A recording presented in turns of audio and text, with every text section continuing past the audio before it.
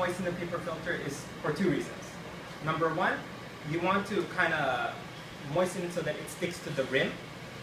And secondly, you're also tempering your pot. Okay? Now, a lot of people have a common problem because once they pour their coffee, the pot is cold.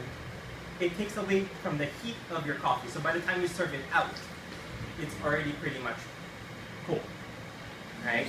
The V60 uses a method where it's not on direct heat. So your kettle that you're using is the hot water. That's where it's the temperature. That's what its basis is. Right? Now, I usually like to use, we'll start with the Sumatra. Right? We normally like to use, well, I normally like to use 16 grams. Right? 16 grams for every 250 ml of water. That's usually my ratio. Each person, as I said, is very different. Ethel's pour will be very different from my pour because of our pour styles. Right? So,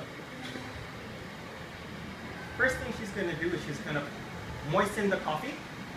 The moistening of the coffee allows it to bloom. So it actually, if you guys want to have time, you can, please do come up.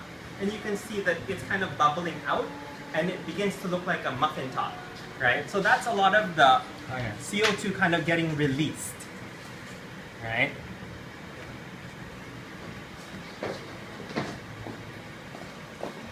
So you're letting a lot of your coffee breathe.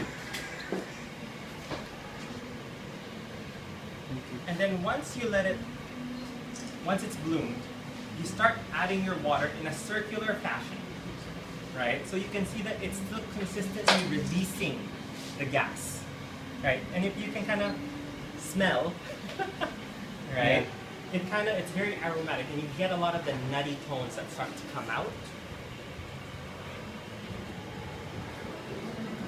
For me, this reminds me of more a cedar, woody cedar. Right? I know some people will say woody, and then you'll say, what kind of woody? Because some people will say it's mahogany or it's pine, you know. So to me, this is more of a cedar. Right? So as you can see, she's carefully timing it. It's always on a rotation so that the water is not steeping. Right?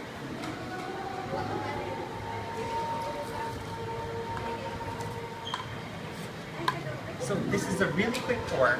The nice thing about the V60 is you're actually just getting the flavor of the coffee. Unlike if you use a brewer, typically it sits for about 10-15 minutes. Alright?